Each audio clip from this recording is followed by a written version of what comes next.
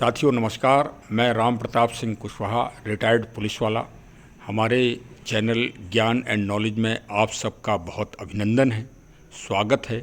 आज का विषय बहुत ही ज्वलंत है और बहुत ही करंट अफेयर से संबंधित है और डॉक्टर श्री हिम्मत सिंह सिन्हा साहब को ये समर्पित है, जो भारत के एक महान दार्शनिक और महान शिक्षाविद रहे हैं। साथियों नमस्कार। साथियों, आज हमारे ब्लॉग को बहुत ही गंभीरता से सुनिए और आज जो विषय है वो वर्तमान समय चल रहा है, इसमें हमने वेदव्यास जी को देखा है। आपको हमारी बात पे अवश्य अचरज हो रहा होगा और ये लग रहा होगा कि हम पुराना कोई बखेड़ा लेके बैठ गए। नहीं, ऐसी बात नहीं है। हम आज के उन महान विश्वविद्यालयों के एक चर्चित महापुरुष का मैं आज जिक्र करने जा रहा हूँ, जिनको वास्तव में हमारे देश ने उनकी प्रतिभा को नज़रअंदाज कर दिया और हम उस सूर्य के प्रकाश की किरण को सही सम्मान नहीं दे पाए। ऐसा मेरा व्यक्तिगत विचार है।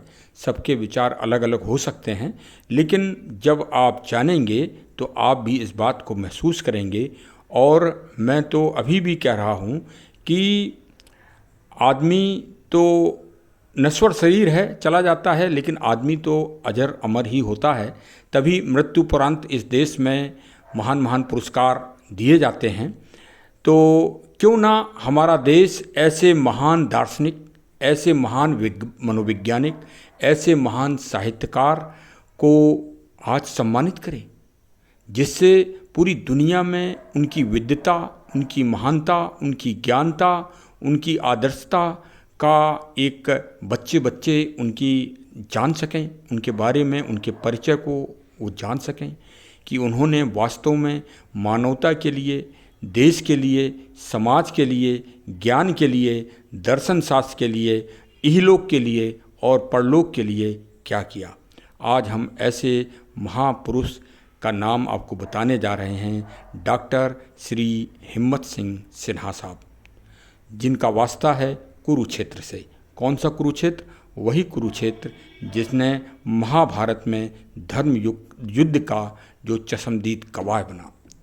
आप माने या ना माने, आज आधुनिक भारत में स्वतंत्रता के बाद यदि मैंने वेदव्यास के रूप में किसी को पारंगत पाया तो डॉक्टर हिम्मत सिंह सिन्हा साहब को। उनको कोटि कोटि नमन, कोटि कोटि उनको श्रद्धांजलि, क्योंकि 6 तारीख को फरवरी को 2023 में वो अनंत यात्रा पर जा चुके हैं और ब्रह्मलीन में विलीन हो गए हैं, वैकुंठवासी हो गए हैं। हम उनको आज याद करते हैं, उनको नमन करते हैं और हमारा ब्लॉग आज उन्हीं को समर्पित है। अपने ब्रह्मलीन होने की यात्रा से एक दिन पूर्व उन्होंने श्री विकास साहब को कुछ श्री रामचरितमानस के लिए संबंध में एक अद्वितीय संबोधन किया। वो संबोधन शायद ये शब्द अच्छा नहीं होगा, लेकिन ये शब्द ही आज परिभाषित है कि that is the dying declaration. वो श्री रामचरितमानस में कर गए। उनका एक ब्लॉग बना है, जो ब्लॉग उनके क्विट जो यूट्यूब है उसमें पड़ा हुआ है।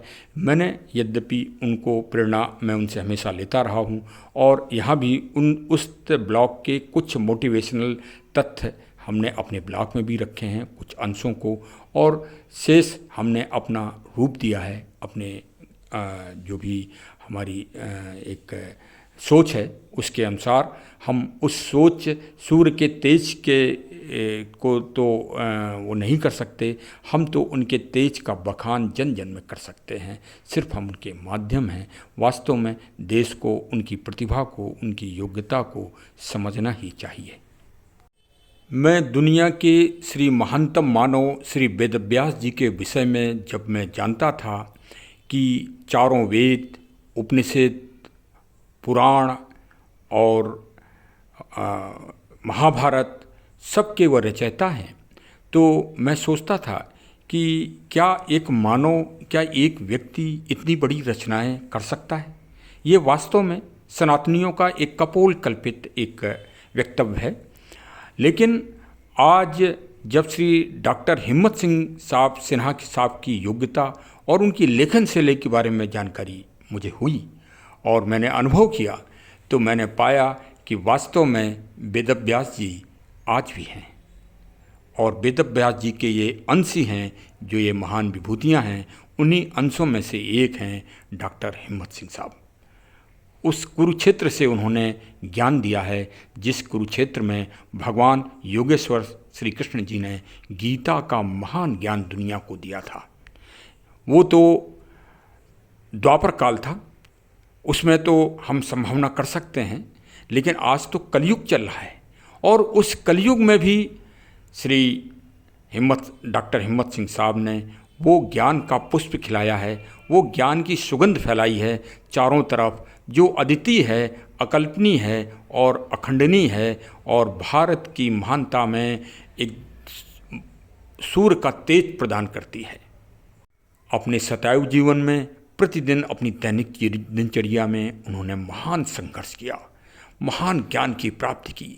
सभी वेदों को, सभी पुराणों को, सभी उपनिषदों का, सभी गीता का, श्री रामचरितमानस के मर्मज्ञता का उन्होंने ज्ञान प्राप्त किया और उस ज्ञान को उन्होंने यूट्यूब के माध्यम से भी जन जन में श्री विकास या अन्य जो बच्चे उनके शिष्य रहे हैं उन्होंने फैलाने का प्रयास किया है।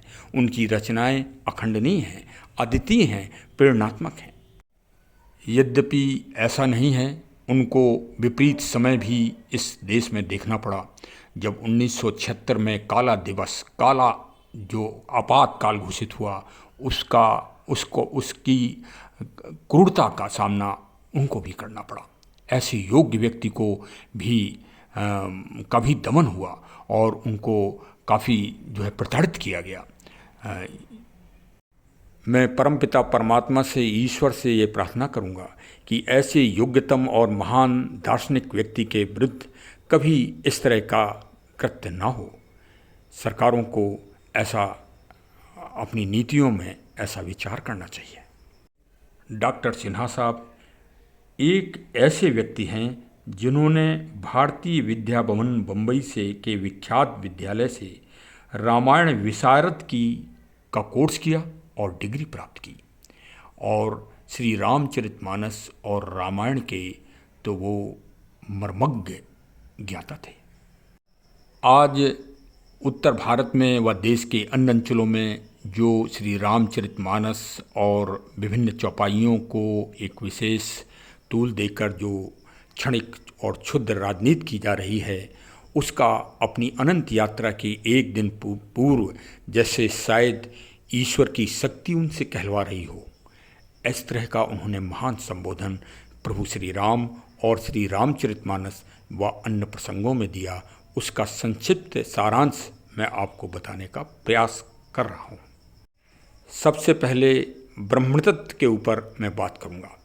जब प्रभु श्री राम जी ने जनकपुर में भगवान शिव का धनुष को खंडित किया, तो उस समय श्री परशुराम जी क्रोधावस्था में आए और विभिन्न संवाद श्री लक्ष्मण जी और प्रभु श्री परशुराम जी में हुआ, जिसके बारे में आप सभी लोग परिचित ही हैं।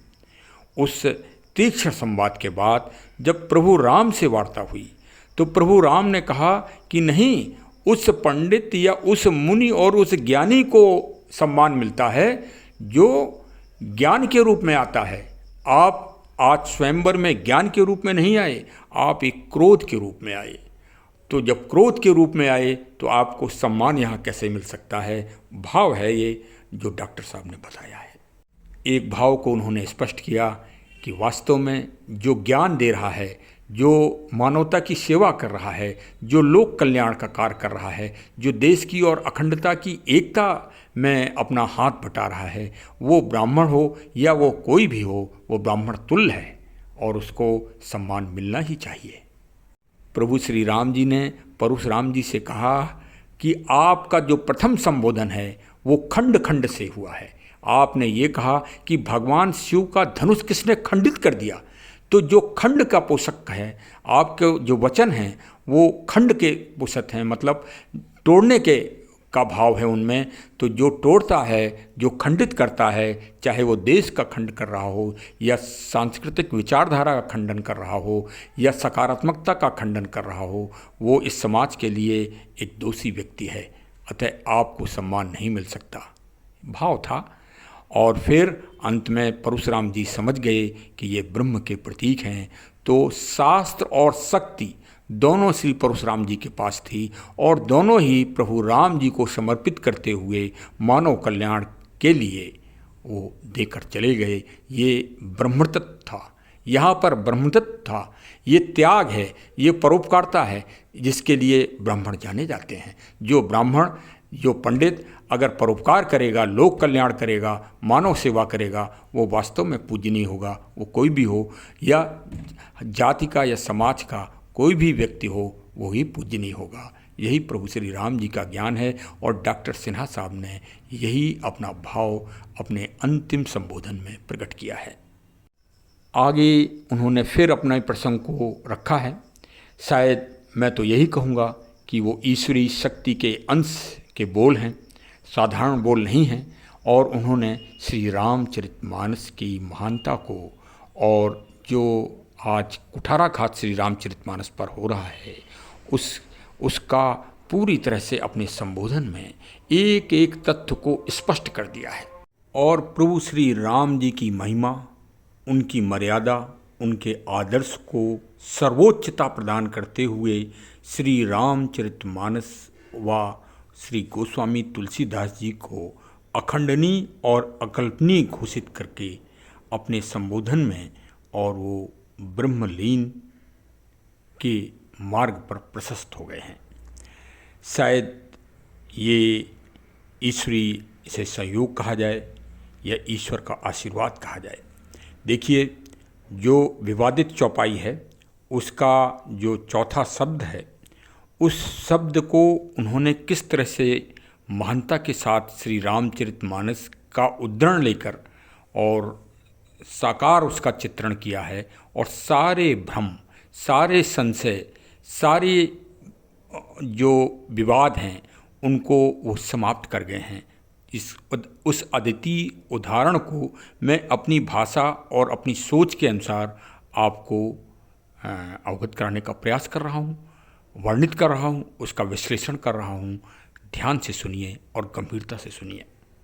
हमारा व हमारे चैनल का कोई ऐसा उद्देश्य किसी को ऊंचा या नीचा करने का नहीं है। एक सुलभ और एक सकारात्मक संदेश देने का प्रयास है और जो डॉक्टर श्री सिन्हा साहब उद्घोषित कर गए हैं उसी के प्रारूप में और उसी के एक धारणा में, उसी के समावेश को लेकर मैं ये वार्ता आगे कर रहा हूँ। हम सभी जानते ही हैं श्री रामचरितमानस के इस प्रसंग को बच्चा बच्चा जानता है भारत का, कि प्रभु का जब राज्याभिषेक होने जा रहा था, युवराज घोषित होने जा रहे थे और वो बनवास पहुंच गए और बनवास में श्री वाल्मीकि जी से उन्होंने रहने का स्थान पूछा तो वाल्मीकि जी ने उनको सुझाव दिया कि चित्रकूट पावन जगह है, वहाँ पर आप निवास करें। वैसे तो आप हर कण कण में, हर आत्मा में आपका निवास है, और लेकिन जब आपने पूछा है स्थान के बारे में तो मैं स्थान मंदाकिनी नदी के तट पर चित्रकूट धाम में आप जाकर निवास करें। तो बनवासी रूप में और बनवासी व्यवस्था में जो शर्तें थीं बनवास की, उनका पालन करते हुए प्रभु माता सीता जी के साथ और अपने अनुज के साथ वहाँ गए और कुटी एक बनाई मंदाकिनी जी के किनारे। यदि आप चित्रकूट धाम जाएं तो वो कुटी का दर्शनार्थ रूप आज भी वहाँ उपलब्ध है। तो प्रभु श्री राम जी से 3 प्रकार के लोग मिलने आए। देखिए, जो डॉक्टर साहब ने संबोधन किया और जो श्री रामचरितमानस मेरे सामने रखी है, जो श्री रामचरितमानस में लिखा है, मैं आपको वही पढ़ के बताने का प्रयास कर रहा हूँ।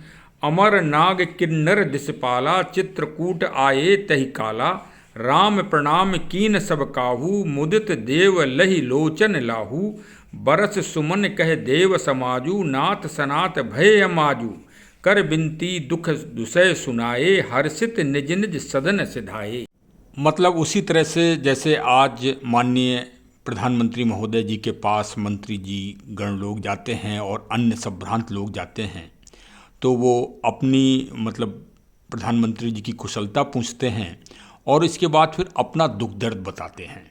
और अपना दुख दर्द बता के जब प्रधानमंत्री जी थोड़ी सी मुस्कुराहट के साथ आशीर्वाद देते हैं तो वो खुश होके और फिर वापस चले जाते हैं। सीधा सा उदाहरण प्रधानमंत्री जी से समझिए। राम जी को समझने में तो हमारी आपकी अल्प बुद्धि है। अगर राम जी को ही हम सब लोग समझ गए होते तो जगह जगह विवाद क्यों होते, और आदि से अनादि काल तक उनके रहस्य को कोई नहीं समझ पाया। हम ऐसे तुच्छ लोग क्या समझ पाएंगे। चलिए लौकिक संसार में प्रधानमंत्री जी का ही उदाहरण ले लीजिए, तो वही ज़्यादा अच्छा रहेगा हमारे आपके लिए। मेरा यहाँ पर कोई उद्देश्य माननीय प्रधानमंत्री जी का सम्मान की अभिवृद्धि करना या ईश्वर तुल्य करना नहीं है। मैंने एक साधारण सा उदाहरण दिया है और प्रभु के साथ उसको उनको ना जोड़ा जाए। यानी जो देवतागण प्रभु श्री राम जी से मिलने आए थे, उन्होंने अपना दुख दर्द बनाया, सुंदर नेत्रों से दर्शन किए और खुश होके जयकारा करके चापलूसी करते हुए प्रभु की अपने अपने घर चले गए। अब देखिए दूसरी श्रेणी के महानुभाव लोग भगवान से मिलने आते हैं। जैसे दूसरी श्रेणी के लोग प्रधानमंत्री जी से मिलने जाते हैं, उनका किस तरह से प्रभु ने स्वागत किया ये भी आप देखिए। रामचरितमानस का महान गूढ़ रहस्य समझने का प्रयास करिए और कुठाराघात करने का प्रयास मत करिए। अगर एक चौपाई का भी अर्थ हम और आप सही रूप से समझ जाएंगे तो इस भवसागर से तर जाएंगे। देखिए दूसरी श्रेणी में कौन आए, जो रामचरितमानस कह रही है वो मैं बता रहा हूँ और जो डॉक्टर सिन्हा साहब ने स्पष्ट किया है अपने व्याख्यान में।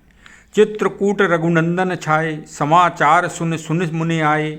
आवत देख मुदित मुनि वृंदा, कीन दंडवत रघुकुल चंदा। अब आए संत और मुनि लोग, तो भगवान ने उनका आदर और सत्कार कैसे किया। दंडवत प्रणाम किया भगवान ने उन संतों को, कितना बड़ा सम्मान दिया प्रभु ने। और सभी मुनिगण और संतगणों ने क्या किया, आशीर्वाद दिया। जो आज भी संतों का आशीर्वाद अगर हमें आपको प्राप्त हो जाए तो आप ये समझिए कि एक अभीष्ट शक्ति आपको प्राप्त हो गई। वही प्रभु को उन संतों ने सबको आशीर्वाद दिया और प्रभु ने उनको यथा योग्य सम्मान दिया।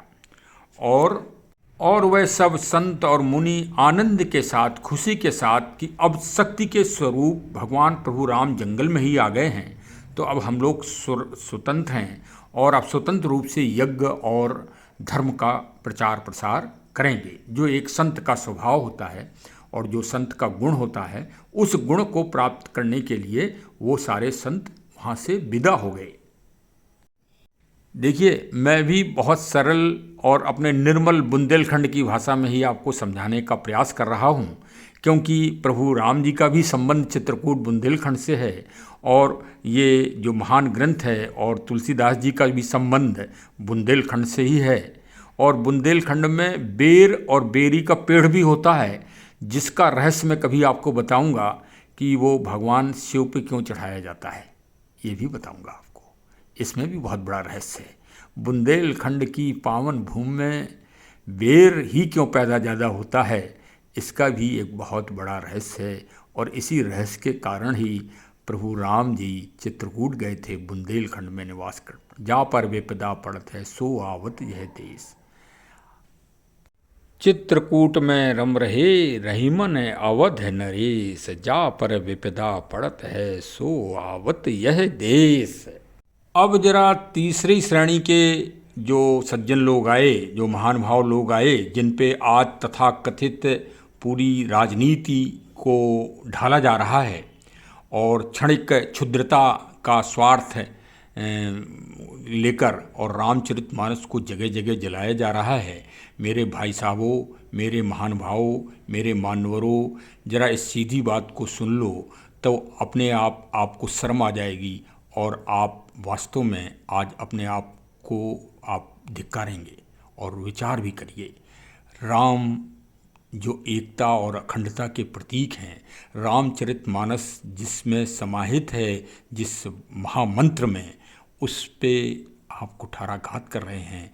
आपको एक ही शब्द है, धिक्कार है। या तो मैं अपने शब्द वापस ले लूँगा, अगर आप इस चौपाई के महत्व को गलत साबित कर दें तो मैं बिल्कुल श्री रामचरितमानस के आगे मैंने जो शब्द धिक्कार कहा है मैं वापस ले लूँगा और आप सबसे माफ़ी भी मांग लूँगा।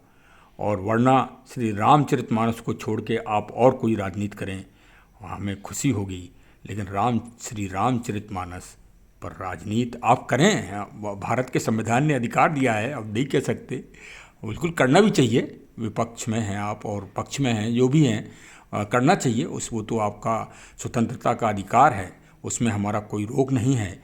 लेकिन भाई, लेकिन के आगे आप समझदार हैं, आप मान्यवर हैं, आपका सम्मान है। निंदक नेरे राखिए घर में कुटी छवाए, कबीरदास जी मेरे आदर्श हैं और मेरा विचार है। जो अगली लाइन में पढ़ने जा रहा हूँ उससे अगर आपको उत्तर हमारा मिल जाए तो आप हमें धन्यवाद दीजिए। तीसरे नंबर पर आए, यह शुद्ध कोल किरातन पाई, हर से जननिव निधि घर आई, कंद मूल फल भर भर दौना, चले रंग जन लूटन सोना। अब है तो काफ़ी विस्तृत विवरण, लेकिन मैं संक्षिप्त किए दे रहा हूँ कि आप पूरी दुनिया के शास्त्र उठा लें, भारत के ही शास्त्र उठा लें, सनातनियों के भी शास्त्र उठा लें, यदि कोल किरात और भील का इतना अच्छा डिस्क्रिप्शन, वर्णन किसी भी ग्रंथ में हो, किसी भी ग्रंथ में इतनी महिमा हो कि प्रभु के साकार जो गले मिल रहे हों और जिनकी इतनी बड़ाई हो, तो ऐसा कोई दृष्टांत हमें कहीं और किसी में भी दिखा दीजिए। मैं तो किसी विशेष ग्रंथ का नाम नहीं लूँगा, लेकिन रामायण और श्री रामचरितमानस को छोड़ के यदि किसी में भी ये महानता और ये प्यार और ये अपनत्व अगर दिखाई दे, या किसी ने इन लोगों को किसी ग्रंथ में शामिल किया हो, तो आप हमें बताएं। मैं रामचरितमानस के गुणगान गाना बंद कर दूंगा। और नहीं तो भाई, आप चाहे कुठाराघात करें, चाहे श्री रामचरितमानस को जगह जगह जलवाएं, वो आपका काम है। और हमारा काम प्रवचन और व्याख्यान देना है, क्योंकि हम तो अब रिटायर हो गए हैं, यही काम बचा है और कोई हम बड़ा काम तो अब कर नहीं पाएंगे। पुलिस की नौकरी करते करते शरीर की ताकत तो ख़त्म हो ही जाती है, खड़े खड़े हर चौराहे पे धूप में, तो वो तो अब ताकत रही नहीं कि हम और कोई काम कर पाएँ। हम यही काम करेंगे।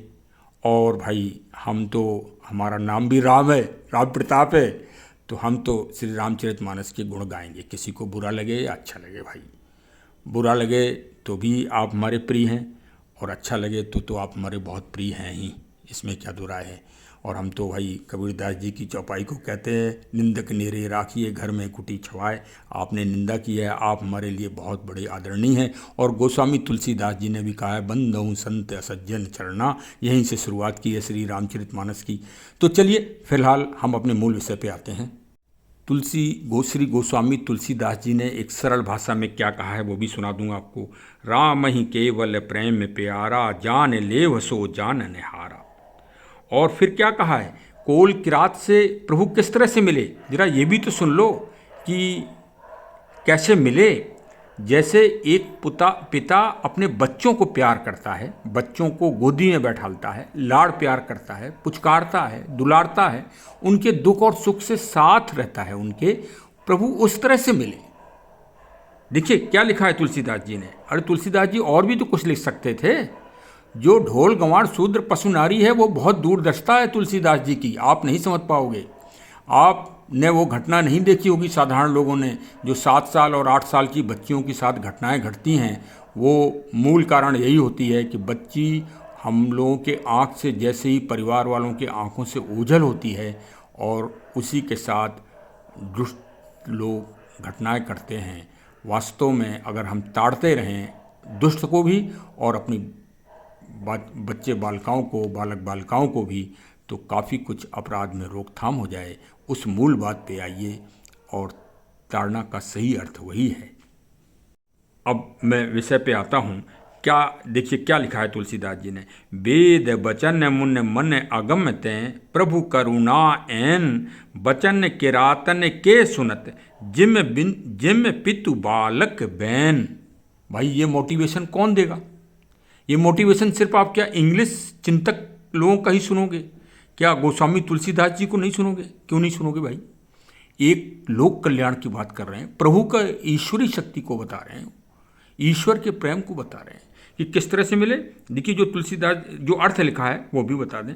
जो वेदों के वचन और मुनियों के मन को भी अगम है, मुनियों को भी अगम नहीं है और देवताओं को तो अगम ही नहीं था, वे करुणा के धाम प्रभु श्री राम जी भीलों के वचन इस तरह सुन रहे हैं जैसे पिता बालकों के वचन सुनता है। मैं ज्ञानी नहीं हूँ, मैं सिर्फ डॉक्टर सिन्हा साहब के जो वचन उन्होंने आपने आखिरी संदेश दिया है जीवन का, पूरे दर्शन का, क्योंकि वो रामायण श्री रामचरितमानस के और रामायण के मर्मज्ञ हैं और उनसे बड़ा कोई ज्ञाता वास्तव में है भी नहीं, क्योंकि भारत में विश्वविद्यालय के स्तर पर रामायण के विशारद कोर्स को करने वाले वही एकमात्र भारतीय हैं। मतलब स्वतंत्र भारत के पहले वो विशारद थे जिन्होंने रामायण विशारद का कोर्स पूरा किया था। अब और भी हो गए होंगे, मैं नहीं कह सकता हूँ। तो उन्होंने अपने आखिरी संबोधन में ये बात कही है, जो उद्धरण मैंने अब श्री रामचरितमानस जी को शामिल करके और मैं ये बताने का प्रयास कर रहा हूँ कि भाई चलो, भगवान प्रभु राम जी के समय भी कुछ ऐसा थोड़ी है कि सारी उनकी नीतियों से, सारे उनके विचारों से सहमत थे। कुछ लोग तो उनके सामने भी विरोध करते ही रहे और भाई विरोध में ही तो इतनी बड़ी लंका कांड हुआ, सुंदर कांड हुआ, विरोध का ही तो प्रतिफल है वो तो अलग बात है। लेकिन जो अच्छे लोग हैं वो इस बात को, सकारात्मक लोग, पॉजिटिव लोग ही समझें। पॉजिटिव लोग ही दुनिया में अभी उनकी ही संख्या ज़्यादा है और नकारात्मक पक्ष अभी भी वास्तव में इस दुनिया में, इस कलयुग में भी अभी कम है और वो कम ही रहेगा।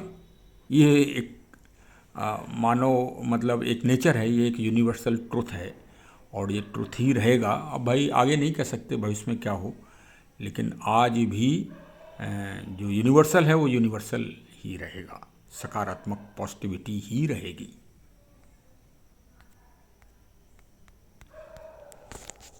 और अंतिम में जो संबोधन का डॉक्टर सिन्हा साहब का जो निष्कर्ष है कि प्रभु श्री राम अखंड हैं, प्रभु श्री राम यथार्थ हैं, प्रभु श्री राम एकता और संगठन और विजेता के पर्याय हैं। और श्री रामचरितमानस व श्री गोस्वामी तुलसीदास जी पर किसी तरह से संदेह करना या किसी तरह से उन पर कीचड़ उछालना एक गलत धारणा है, एक भ्रम है। ये दूर होना चाहिए और यथार्थ में पावन श्री रामचरितमानस महान और सर्वोच्च ग्रंथ है और वो समानता और स्वतंत्रता का प्रतिमूलक है तथा नीति शास्त्र का महान ज्ञान उसमें समाहित है। बहुत बहुत धन्यवाद। आज आपने समय दिया, हमको सुना। डॉक्टर श्री हिम्मत सिंह सिन्हा साहब को हमारे चैनल की तरफ से व हमारी तरफ से कोटि कोटि नमन, प्रणाम व श्रद्धांजलि। उनका ज्ञान और उनकी प्रतिकीर्ति हमेशा हमेशा के लिए अजर अमर रहे और भारत सरकार तथा हरियाणा सरकार उनको सर्वोच्च स्थान भी प्रदान कराए देश में, जिससे उनका ज्ञान जन जन लोगों तक पहुंच सके और लोग उनके बारे में जान सकें। चलिए साहब, बहुत बहुत धन्यवाद, आभार। आप स्वस्थ रहें और ज्ञान और अखंड ज्योति से जुड़े रहें। बहुत बहुत धन्यवाद। Thank you.